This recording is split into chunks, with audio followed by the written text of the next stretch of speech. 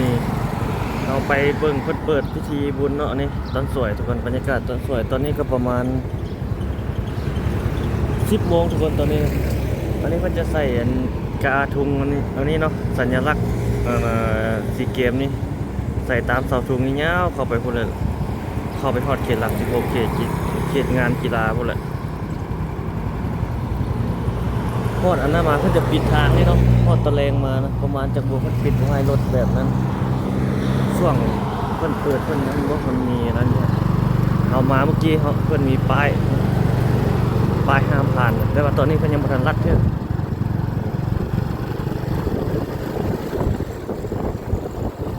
เพิ่นน่าจะมีรถเมล์ขี่ตัวนี้เข้าไปในก็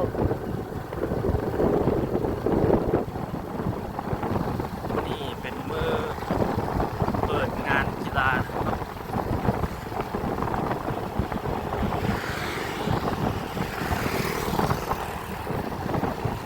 งานมหกรรมกีฬาแห่งชาติครั้งที่ 12นครขอนแก่นเราเป็นเจ้าภาพเดี๋ยวไปเก็บบรรยากาศให้ทุกท่านได้เบิ่งได้ชมกันเลยเนี่ยงานกีฬานี่เรียกว่าบุญบอก บ่แม่นเอิ้นบุญเด้อเนาะเอิ้นเป็นงาน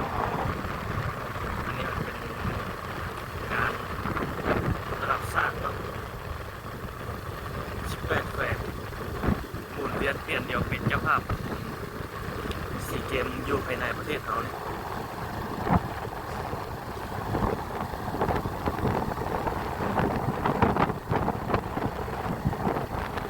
โอ้รถยาว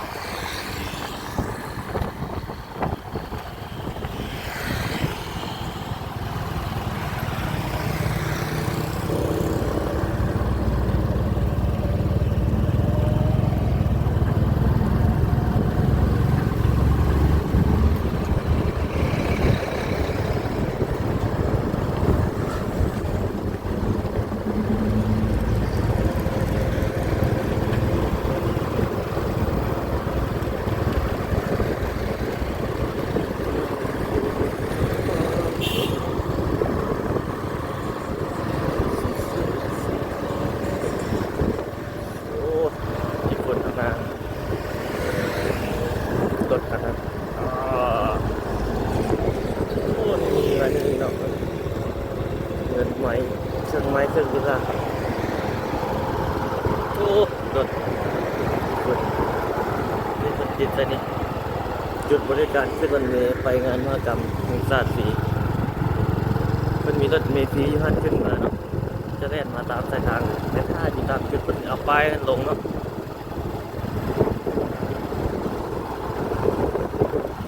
ขี่ฟรีเพื่อโคเป็นการติดหลายนะไปมันไกลรถนี่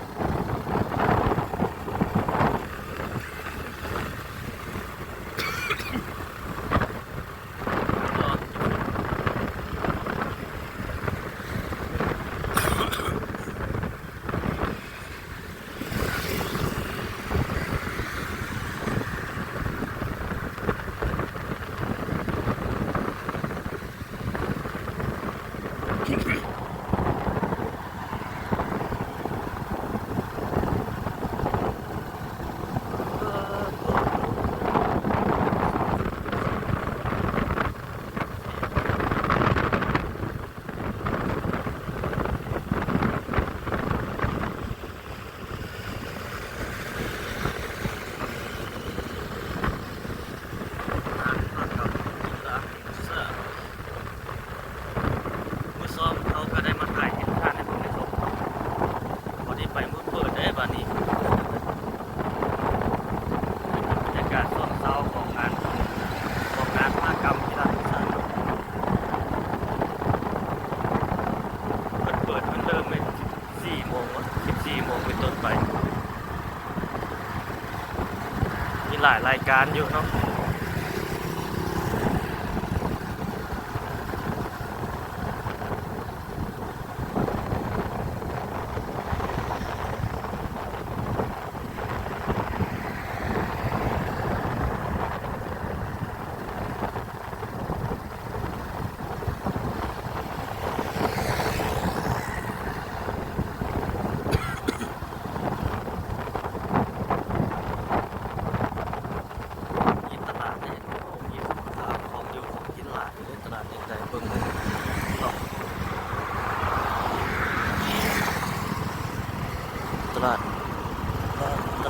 เพื่อเมืองไซธานี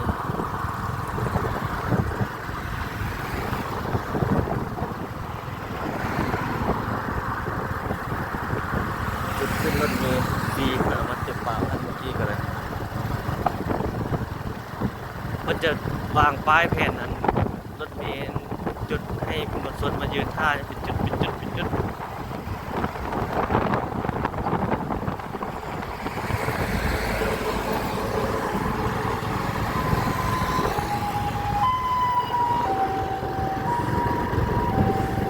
รถฉุกเฉิน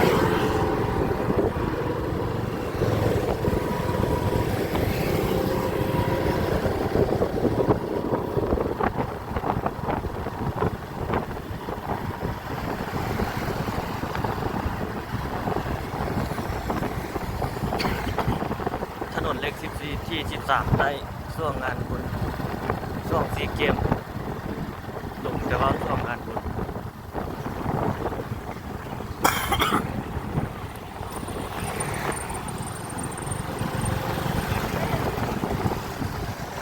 หลัก16แล้วเกม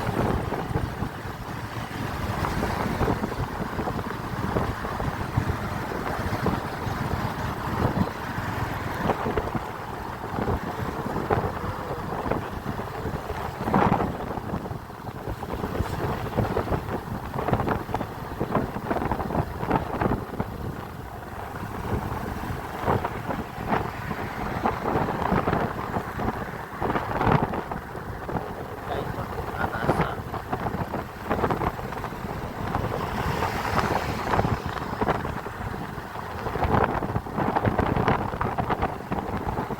ที่เขตสนามกีฬามันก็มีการเฮ็ดน้ำหลายอย่างอยู่เนาะแบบมีการปรับปรุงมีอย่างนะทางฝากทางบ่ได้มีโครงการขึ้นนะรถเมล์ลงใต้นี่มาใส่น้ำมันอยู่นี่เป็นส่วนหลายเลย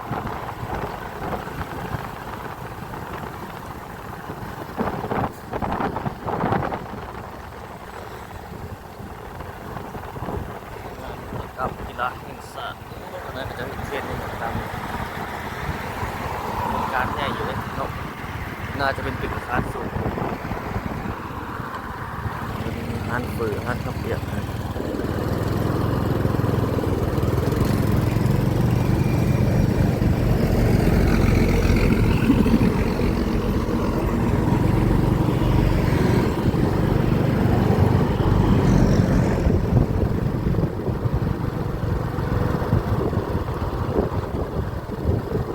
บริการสมาคมนักตำรวจ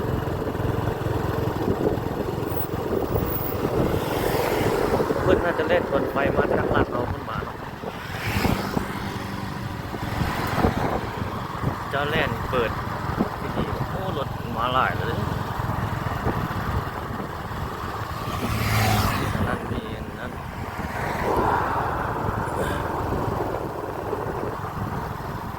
เขาจะยังบุทันเข้าไปเพื่อนเขาจะกลายเป็นคนก็จะเก็บบรรยากาศอยู่เขตนี้ให้ทุกท่านได้เบิ่งก่อนเข้าในแหละงานนะงานบุญ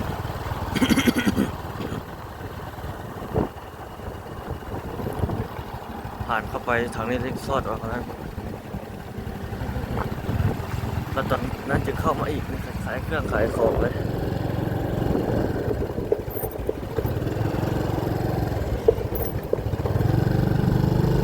เข้ามุสเลียเข้าทางบนนั่นด้วยนี่ฝากรถอยู่นี่เนาะสาวบ้านเจียวฝากรถทางนี้จะขายเครื่องขายอย่างไรเนาะโดยรวมๆยังง่ายเนาะดีมันเริ่มโคตรน่ามีบูธเบียร์เนาะ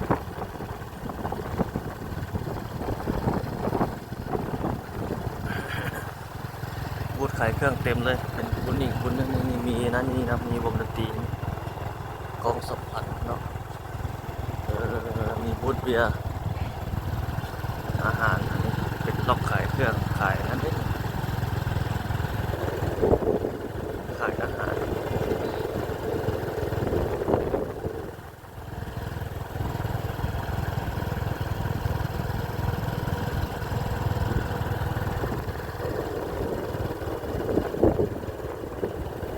ยาวไปหมด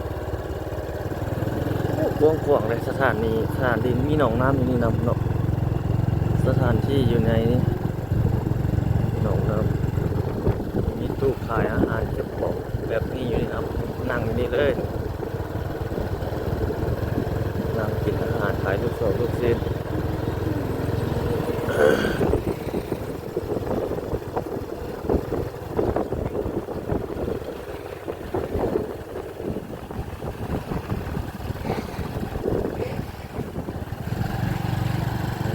บ่อนขายเครื่องขายของเต็มให้จองให้เศร้าเนาะสถานที่แล้วก็ขายข้าวต้มข้าวนมก็ว่ากันไปที่นี่งานบุญเนี่ยเลยมองไปแล้วกันนะ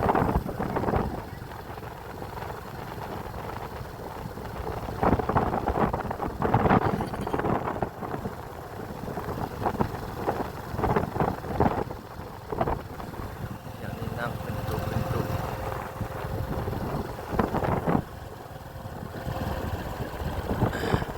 ้างในนี่เป็นบ่อนเข้าไปทางในสนามบ่อนแข่งขัน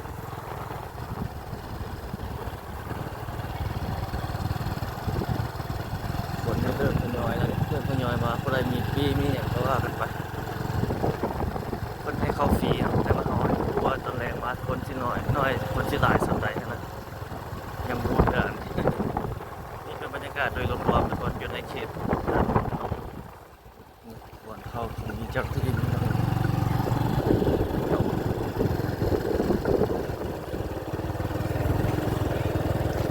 ขายขนมมีคนนั่งกินห้องอาหารนักกีฬาซื้ออยู่แนวกินเนาะตอนนี้เต็มทั่วไปสนามกีฬา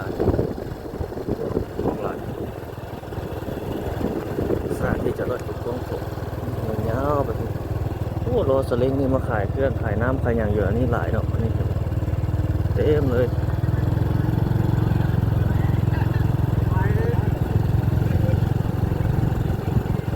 ทานอาหารทานเล่นวันนี้มือเปิดทางการแล้ววันนี้นะ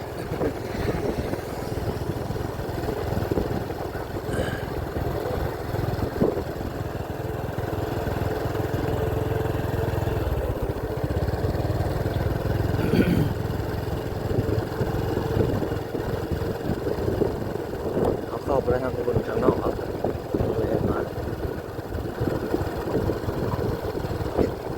ขายเครื่องขายของอ้อมเต็มเนาะ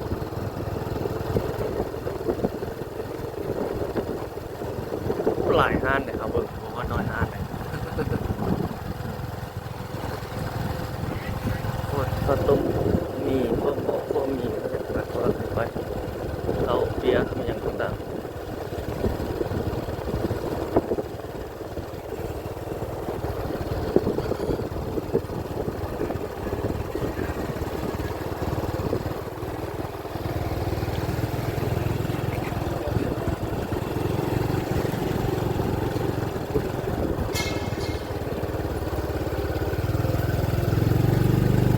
รถรับของรับเบอร์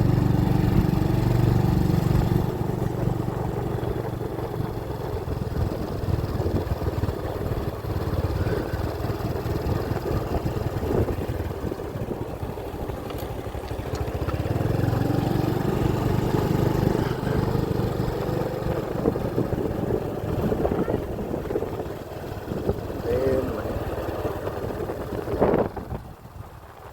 กว้างขวางเนาะเข้าได้หลายทางจังน้อยเพื่อนอาจจะเข้ามาประมาณ1 โมง 2 โมงแล้วตอนนี้ออกไปทางนอกที่เบิ่งบรรยากาศก่อน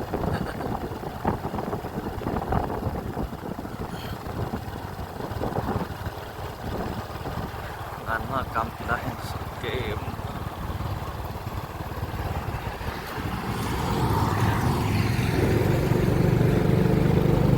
ออกมาทางนอกแล้ววันนี้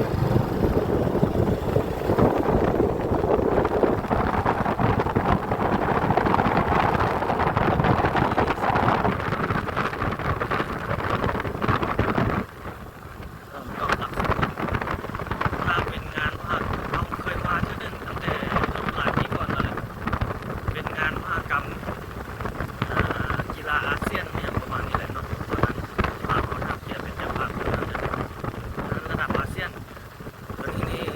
ระดับประเทศนี้ตอนนี้เป็นงานระดับกีฬาแห่งชาติ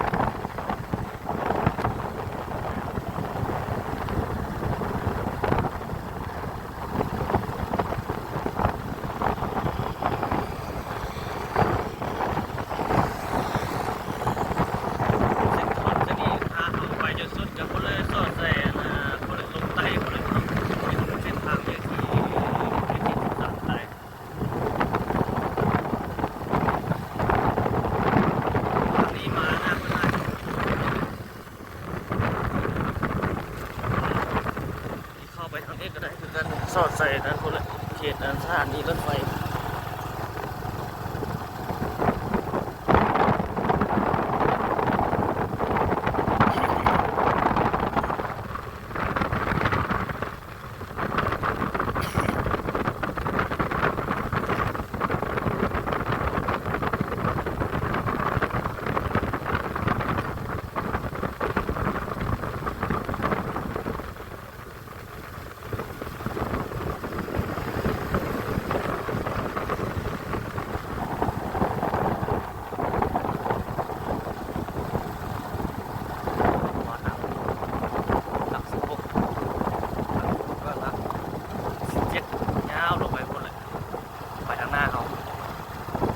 ได้ไปทางนี้แต่ถนนสายนี้ไม่เอาไป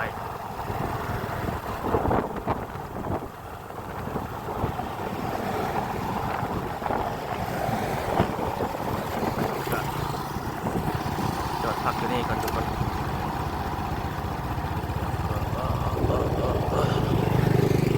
จุ๊บโอเคประมาณนี้ก่อนทุกคนคลิปวิดีโอนี้นะดินทางนี้ยังกว้างหลายเนาะเขตนี้เขตหลักที่ผมเอาพบกันใหม่ในคลิปวิดีโอถัดไปทุกคนสบายดี